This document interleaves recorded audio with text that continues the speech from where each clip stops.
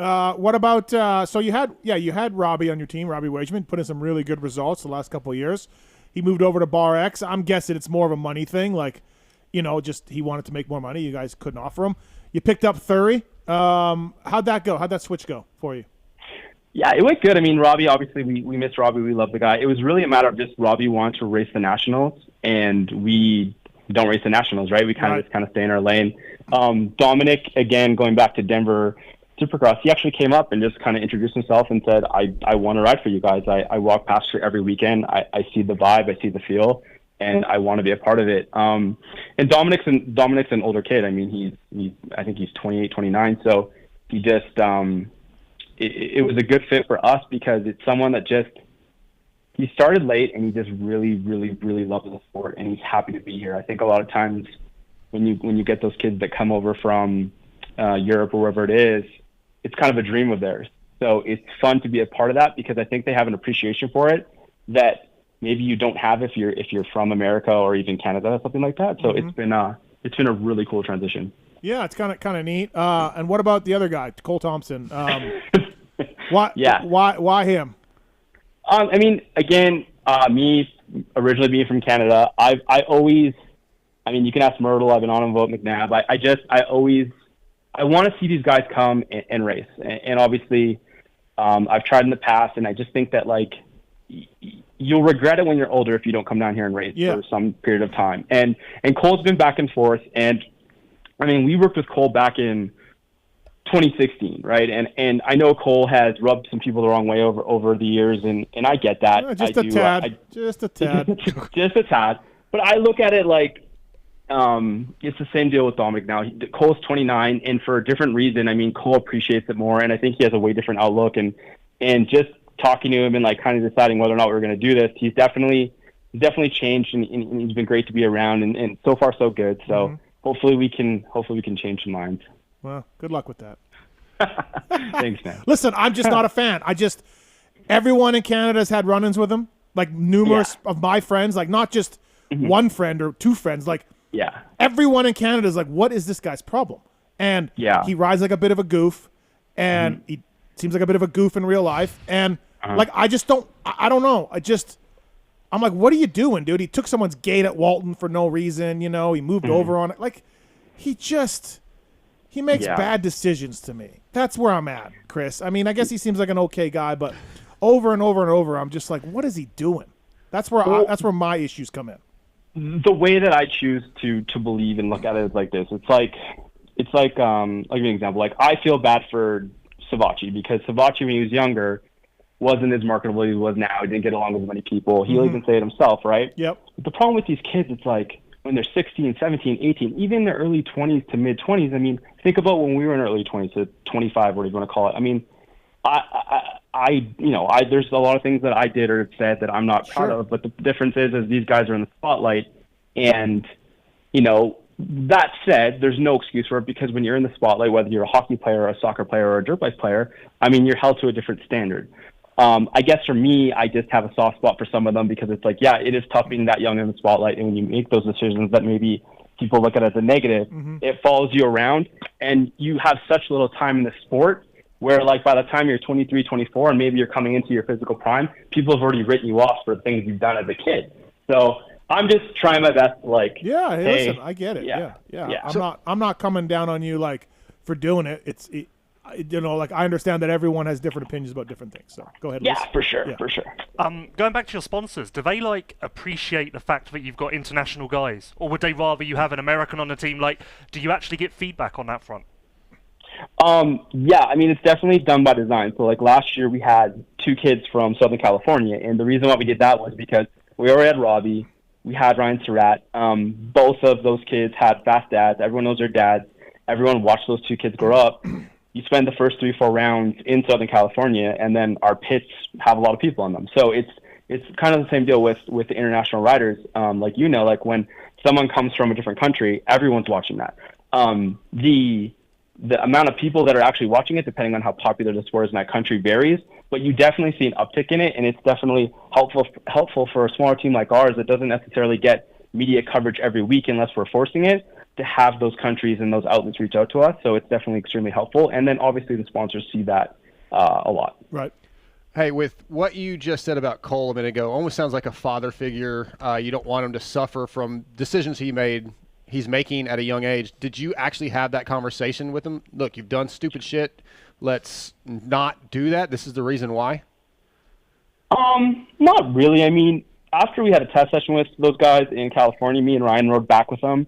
And like I said, Ryan and I had worked with him before in the past, and we understood. And I know, where Steve's coming from with some things. And so we listened to him talk. We listened to the stories and his perspective. And it's not like, look, man, I mean, we are a complementary piece to these guys' programs, right? Like we don't have the infrastructure of a PC or a Honda or anything like that. So we are just really there for them in the off season. We're there as much as we can be during the week, but I mean, we all have full-time jobs and we're not all at a shop every day. So we kind of watch that line where we try to get too involved, but at the same time, we want to make sure that they're going to be a positive part of our team with all of our sponsors. So we kind of vetted the idea and listened to him talk, and it was he's grown older and he's down here, and I think he's at an age where he's done well in Canada and he's done fairly well in the States when he was younger, and he just wants to enjoy the last 3 or 4 years of riding his dirt bike, and it definitely shows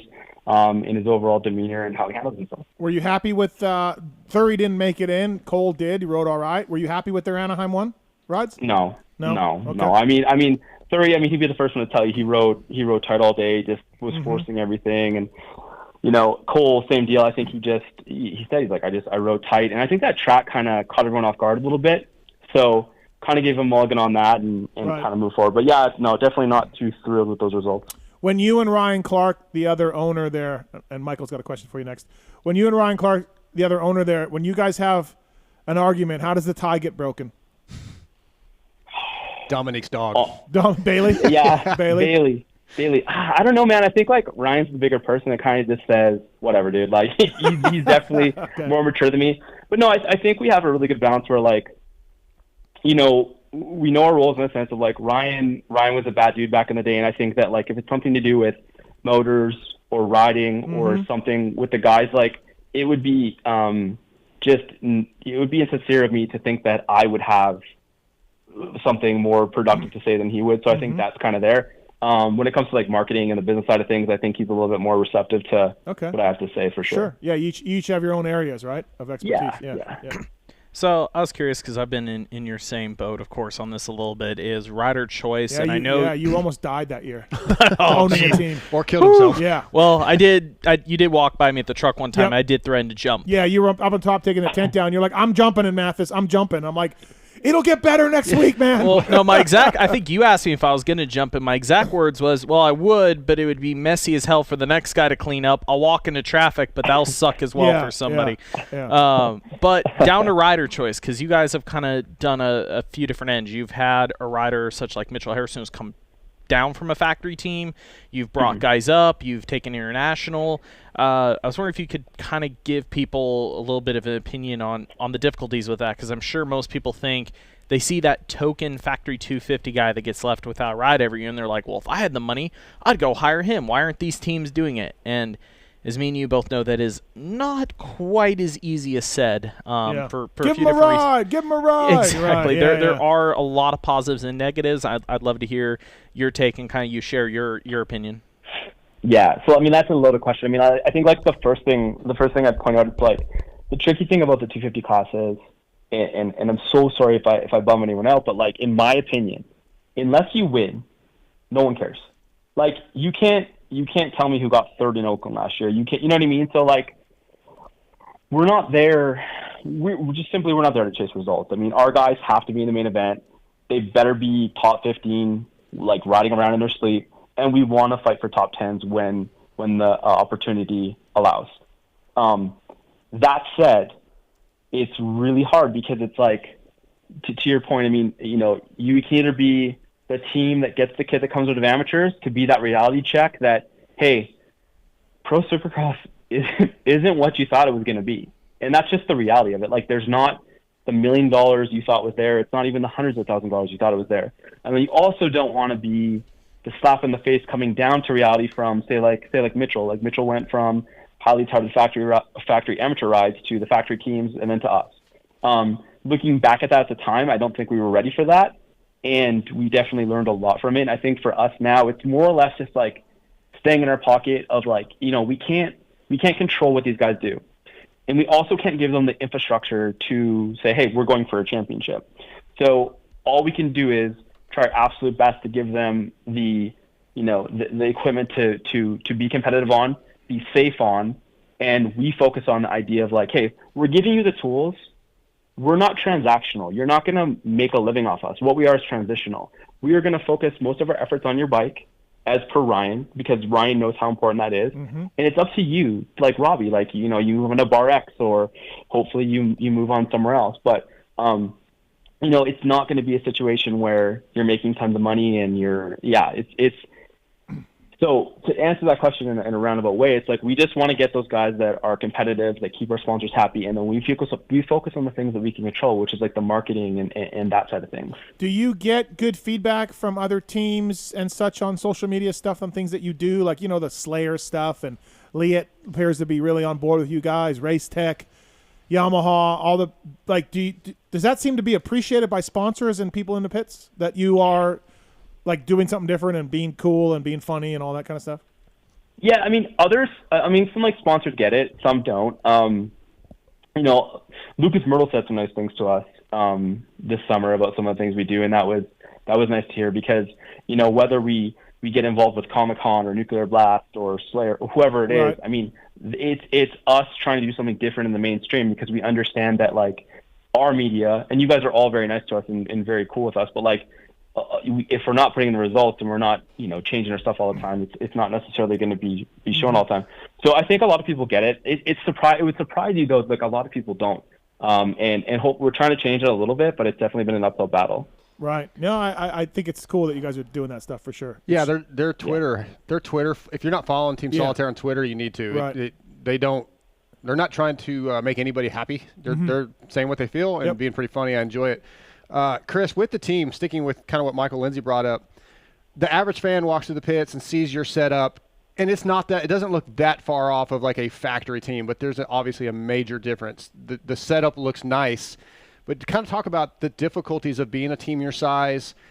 Some teams your size have had issues where maybe they don't pay their riders in the end because the money just isn't there, that maybe the sponsors don't pay. It's not as easy as a factory team might have it. Kind of talk about those difficulties. I think it's just, you know, from the very get-go, it's like, hey, whether it's riders or it's mechanics, can we help you? If we can't help you, if you don't want to be here and we can't help you, we don't want you, we're not going to talk you in anything, right? And then it's really just like kind of, what's the saying, under-promising, over-delivering. You know, just like, hey, this, we just don't lie to people. Like, that's the main thing. We're not going to lie to you, because Ryan and I, our mechanics, everyone, we all have full-time jobs. Whether you get 10th or you get 20th or you don't make the main event, I'm still going to go to work on Monday. It's not going to change my life, right? So I'm not going to lie to you. And if you get 10th, Yamaha's not calling me to tell me to back up the truck for 5 more bikes. So again, I'm not going to lie to you. Yeah. The main thing is just not lying, in whether it's your sponsors or your riders, just keeping everyone's expectations in check, I guess. And I think we do a pretty good job of that. Yeah, that's a real key thing for sure. Like, you're exactly right. Like, look, great work, you got 10th. Great work, you got 14th. Nobody knows and nobody cares. And, you know, you represent our sponsors well, and thank you, and let's move on. You know, and yeah, I agree. I'm curious, Chris, from your position right now, I know you've worked hard to get your guys' new title sponsor, some people in this year, so you've made some small, let's say, like budget improvements, maybe been able to spend a little more in different areas. But if somebody were to walk up to you at the next race, hand you $100,000, what do you feel like you would spend it on to help the most? Because I'm sure a bunch of people go, oh, would you just go outdoors? Would you hire riders? We already went through this. Chris on Twitter, blasphemous, said with $10 million he couldn't build a bike as good of a factory team, and I highly protest. No, that's not what I said. What my point was is you can give me $10 million tomorrow. I'm not going to replicate the infrastructure that Mitch has built over 20 years. Yes, you are. Yes, you can. With $10 million, yes, you can. You would just hire those people. Yeah, you just go and hire those people. And there Literally you go. take Mitch's shop. You would take Mitch's infrastructure. But how long does that last, though? I mean, how far would that 10 grand get you? 10 million. It was 10 million. 10 grand, not far. Yeah, 10 grand, not far. Yeah. A weekend. No, but yeah, that's I'm just making. And that was my point. The 100 grand, like some people go, oh, you could spend it on this or that. Like there's stuff that's flash in the pan, and then there's stuff that could be done. Not saying you would spend it once. What would you? Is there something you would particularly you have your eye on that would help you going forward? That's a long-term play. Basically, I said if somebody came up and gave that to you, what would help? What would you use it for? Honestly, that would just. I'd obviously want to take care of my mechanics a little better and my truck driver and things like that. But I think like the biggest thing that I would do with more budget is just throw it into marketing, whether it was co-ops with the companies or what have you. But back to the whole $10 million thing. What I was getting at here we go. Hey, what I was getting at is this. No, this is what I was getting at. Okay, you give me $10 million. How much does the goat farm cost? $1 million? $1 million, I think. Right, so I'm saying then, like, how much does all the equipment cost? How much does the fuel cost? How much does the? But you could just you just pay Jason Baker to ride at Sandbox. There you go. Boom. Yeah, that's 30 grand I think for the year. So 30 grand. You're riding at Sandbox all year long. Yeah, per rider. That's 60 grand for 2 riders. Boom. There you go. Now they're at a groom prep supercross track all year long by Jason Baker. Right. So that handles that. You buy this. You buy the electronics. You buy the transmission. You pay your mechanics more. You get some more bikes. You're on your way. You got a guy. You got good guys. Well, if anybody wants to give me $10 million, I'll do my best to prove you guys wrong. I will spend all that money to prove you Listen, wrong. if it's just going to go right up your nose and Coke, Chris, you could just tell us. You could just tell us, you know. How about we take, because you're so good, you're so playful on Twitter, let's get you $10 million and then let people on Twitter vote every day how you're going to spend it. Yeah, there we go. Well, that'd go south fast. That's Hey, I feel like that checks all boxes. That's marketing, right? And have you ever gone too far on Twitter, Chris, on Solitaire? Did you get your hand slapped anything for any time or no? Well, I'm HR, so I'm good. Oh, okay, all right, fair enough. I just meant with a sponsor. That sounds really familiar. No, you know what? I don't think I have. Like, I don't think I cuss, and I try to. Yeah. If I do say something, I just tweet out that our account got hacked. Like that. Hey, Yamaha and Racetech have been two companies that have been behind you guys for a long time. They're big parts of your program.